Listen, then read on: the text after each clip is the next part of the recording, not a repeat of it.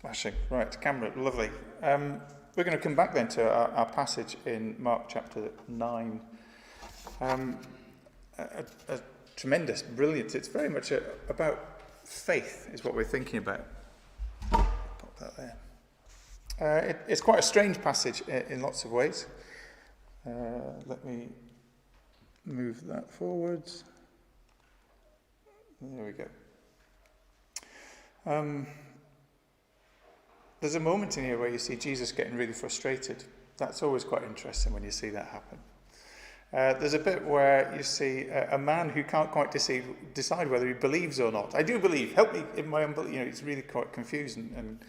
And there's the disciples who get really embarrassed because there's something that they could do before that for some reason they can't do now, and it's kind of awkward. And they feel really embarrassed. And in the middle of all of that, there's this boy who's demon-possessed, who has the demon driven out.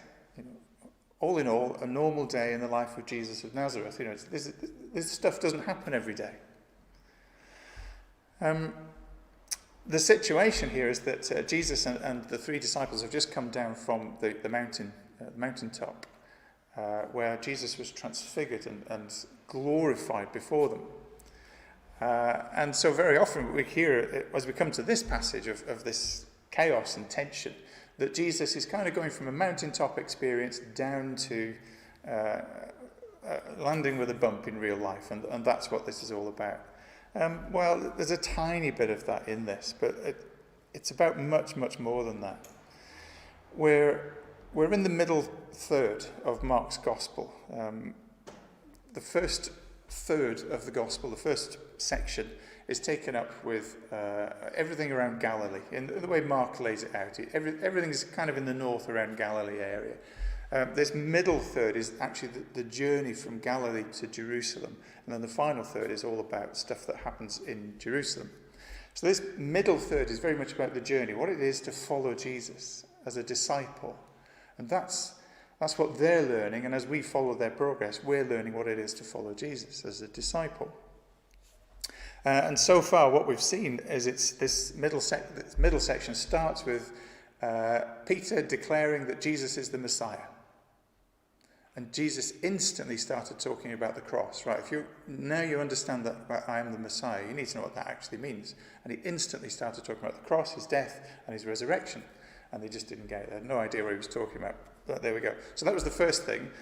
The second thing that we looked at last week was the Transfiguration, as it's called, the Mount of Transfiguration, where Jesus took Peter, James, and John up the mountain, and Jesus, he was glorified before them. He was shown to be the Son of God. They heard the Father's voice.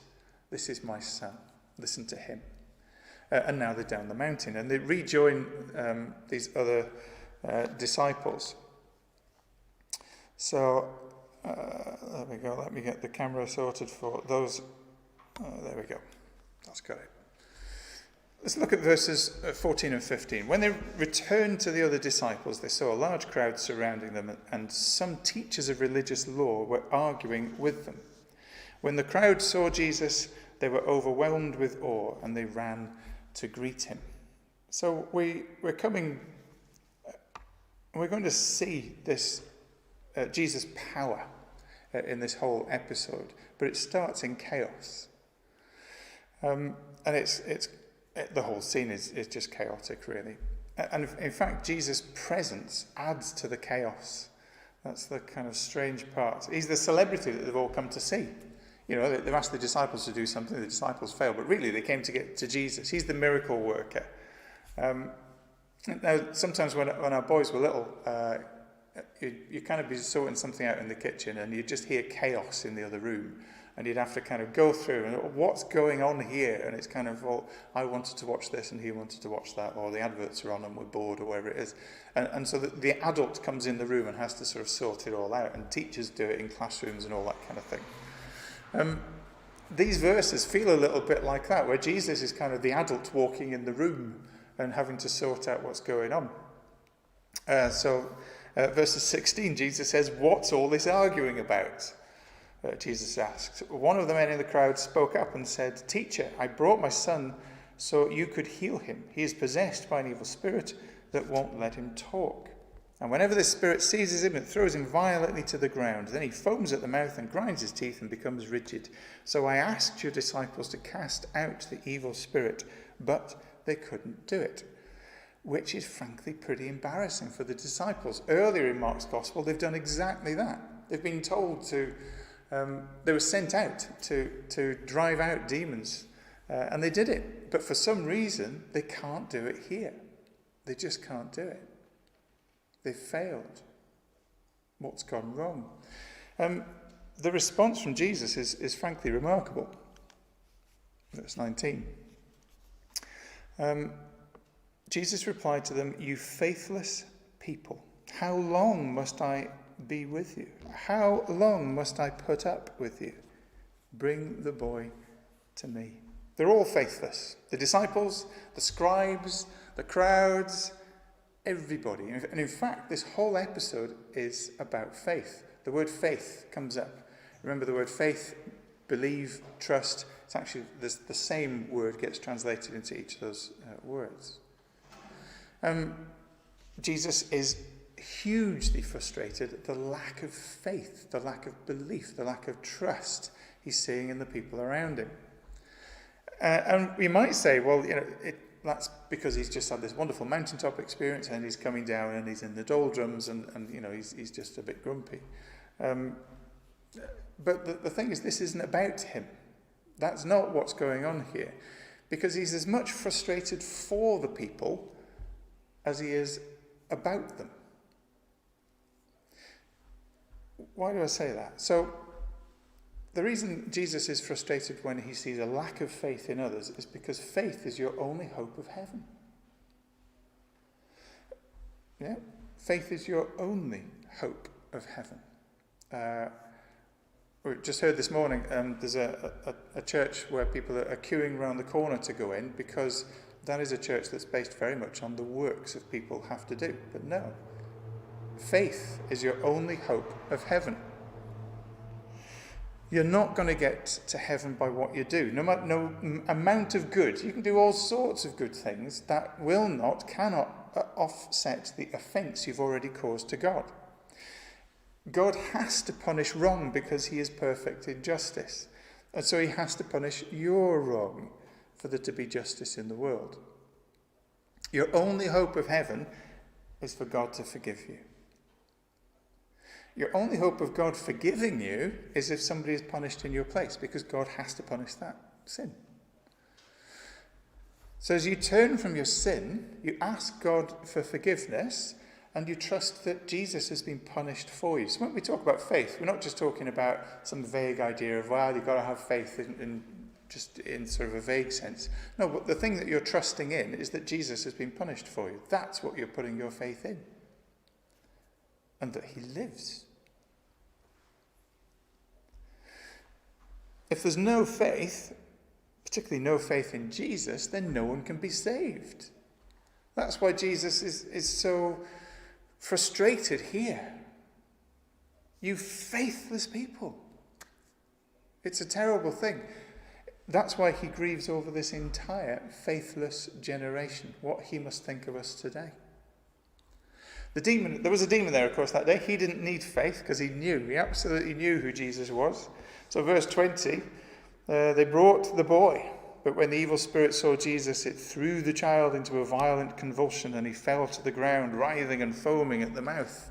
See, the demon knew who Jesus was. And faith, believing, isn't simply about believing that something is true.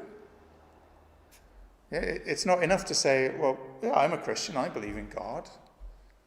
No, that's not faith. That's not saving faith. The demons believe in God. Well, they don't even believe. They know, they see, and they shudder, and they're terrified.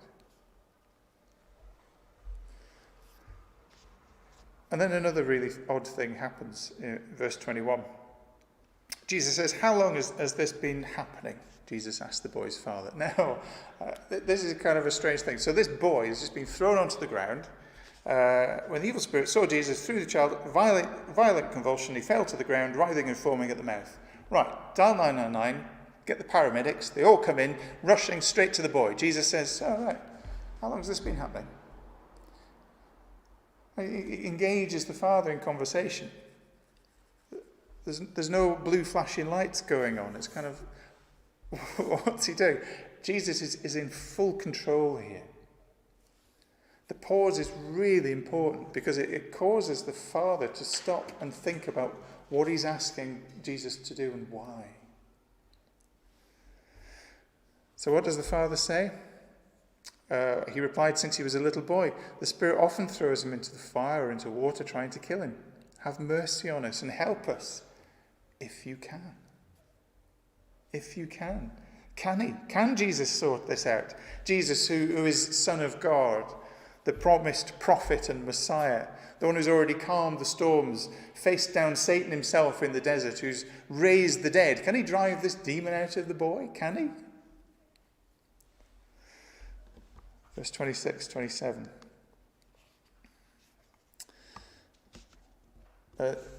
What Jesus says, what do you mean? What do you mean? Verse 23. What do you mean, if I can? Jesus asked. Anything is possible for the person who believes. Anything is possible for the person who believes. It's an astonishingly powerful thing to say. The Father instantly cried out, I do believe, but help me overcome my unbelief. When Jesus saw that the crowd of onlookers was growing, he rebuked the evil spirit. It's a tremendously moving thing to hear. Now, Jesus has power over all evil. Jesus has power over the demon that's in that boy, clearly. And if Jesus exerts his power against you, you will know about it. If Jesus exerts his power for you, that's immensely reassuring. So again, look at verse 26. The Spirit screamed and threw the boy into another violent convulsion and left him. The boy appeared to be dead. A murmur ran through the crowd as people said, he's dead. But Jesus took him up by the hand and helped him to his feet, and he stood up. So when Jesus works against you, the command comes and you're gone. When Jesus works for you, he reaches out and he lifts you. He's all tenderness. What would you rather him do for you, to you? You'll come, won't you? And then afterward, verse 28, when Jesus was alone in the house with his disciples, they asked him, why couldn't we cast out that evil spirit? Jesus replied, this kind can only be cast out by prayer. You think, okay, Jesus, you didn't pray. Well, of course he didn't. He's God. We've seen that. He was on the mountain. God said, this is my son. He is God of God. And he acts in response to prayer. So when you call to him, you can be confident of his power because of who he is. Which gives us then some confidence to call to him. We want to go and be reminded to be bold in our prayers. Be bold in your prayers. Take a closer look at the boy's father speaking to Jesus. Jesus introduced that deliberate pause, and he could have healed the boy instantly, couldn't he? You know, never mind 999. He could have just seen it. He could have done it at a distance, but no. He pauses, and it's to cause you to think. It causes you to think about why you ever ask God for anything. So you look at verse 22 again. The Spirit often throws him into the fire, into water, trying to kill him. Have mercy on us and help us, if you can. If you can. That if you can, for that man was very real. He wasn't being rude, not on purpose anyway. He was really unsure. He'd just seen Jesus' disciples fail. And if the disciples have failed, well, maybe Jesus is going to fail as well. You know, obviously this Messiah candidate isn't all he's cracked up to be. which is quite an important thing to note. It's only a side point, but it's quite an important one to notice for us as Christians. Today's disciples can do the same kind of damage, because Christians aren't perfect. We're all just forgiven sinners. We're trying to live for Jesus, but sometimes we can give the impression that we're more than that, whether we mean to give that impression or not.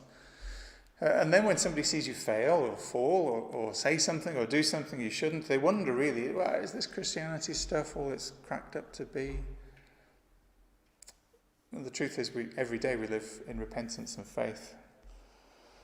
And we need to be very, very careful of the witness that we are. And certainly Jesus at that time, this fellow has come up to him and said, well, can you heal me? If you can. Your disciples couldn't. I'm not so sure you're going to be that much better. So this kind of if you can thing is just hanging there. There's no way Jesus is going to let it pass, obviously. So verse 23, what do you mean if I can? Jesus asked. Anything is possible for the person who believes. Anything is possible for the person who believes. Yeah, tap your heels. Unicorns really do exist. There are fairies at the bottom of your garden. The guy who works down the chip shop really is Elvis, if only you believe. There's no way Jesus is talking about that. It's obvious he's not saying anything of the sort. But it's quite a broad thing that he says, isn't it? So what does he mean? Anything is possible if a person believes. If a person believes what exactly? The truth is, this man's request is limited by what he thinks Jesus can do. Your prayers, when you pray, you actually limit Jesus by what you pray. You limit your prayers to what you think is possible. In fact, you tend to limit your prayers to what you think is even probable. Well, that's obviously not going to happen. I'm not going to ask for that. The thing is, this man, if he didn't think there was a possibility that Jesus could heal his son, he wouldn't be there. If you don't believe that Jesus can do such and such a thing, you're not going to ask. You can't do that. You wouldn't do that. But if you really believe that he can do anything, then you should ask. And this is the main point of what's going on here. This is the crux of this whole passage. If you believe that he can do anything he pleases, then anything is possible. If you believe he can do anything he pleases, then anything is possible. So ask. Be really bold in your prayer. If you think he can do anything, what would limit your prayer? Lord, please save so-and-so. They seem so far gone. Lord, please restore this person who used to be so strong. They were baptized in this very Baptist pool here, but for some reason they've just drifted. Lord, please bring them back. They seem so far gone, but I believe in your power to save, restore, transform. I believe you can do that. Please do it. Rather than just, they're too far gone, let's move on to somebody else. Lord, please double, triple, quadruple this church. Enable us to be so overflowing with people that we're forced to plant churches in other communities in the area. Lord, this seems impossible to us, but we believe in you, for whom everything is entirely possible. Why wouldn't we pray that? Because we don't think he would. Oh Lord, please cause the hearts of everyone in this congregation, this church, to burst with prayer. Cause the prayer meeting to be our best attended, most urgent thing that we do. Lord, with you this is possible. Why wouldn't we pray prayers like that? Is it because you don't want those things? Well, yeah, hardly. Wouldn't it be wonderful to see this church bursting with people and overflowing and planting churches elsewhere in the area? Sure, that'd be good. But you limit your prayers by what you think Jesus might be able to do. We need boldness. Our prayer meetings should be bigger. They should be bolder. Your own prayers should be bigger and bolder. And it's reassuring then to see this man's prayer. Verse 24 is quite funny, really. It's a kind of comedy moment. He speaks out. The father instantly cried out, "I do believe, but help me overcome my unbelief." I don't know who hasn't prayed like that. You know, it feels really typical. I do believe, sort of. I think I believe. I'm not sure if I believe. Oh, Lord, please help me. But simply turning to the Lord and saying, "Please help me," is an act of faith. It is an act of belief. And you're believing that he hears and will act and help. That is faith. It's mustard seed stuff. But there's no problem with that, because it's not about the strength of your faith. It's about the strength of the one that you have faith in. If you can believe he can do anything he pleases, then anything is possible. That's got to be transforming for your prayers, hasn't it? Just ask. And that kind of boldness in prayer is grounded in his power, the power of who Jesus is, a confidence of Jesus' power. So we spent time on the man himself. We looked at the events, and now we spent time in the man. Finally, there's one more lesson that the disciples themselves needed to get. Remember, this whole thing is about the journey that they're on. And it's this: be dependent on Jesus' strength. Just think again about why this passage is right here. Jesus did so much in his ministry that when it's been written down, they've had to be really selective about what they've written down and where they've placed it, the way they've ordered it. Mark has selected this event and written it down just here on purpose. They're on the road to Jerusalem. The disciples are following, and they're finding out what it means to follow Jesus. And they had an embarrassing failure to begin with. Verse 18, whenever the spirit seizes him, it throws him violently to the ground, and he foams at the mouth and grinds his teeth and becomes rigid. So I asked your disciples to cast out the evil spirit, but they couldn't do it. It was an embarrassing failure.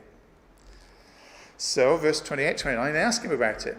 Afterwards, when Jesus was alone in the house with his disciples, they asked him, "Why couldn't we cast out that evil spirit?" Jesus replied, "This kind can only be cast out by prayer." Some older versions, by the way, older translations say prayer and fasting. But the best Greek texts actually just finish with prayer. And all modern translations just say prayer. So that's where it ends.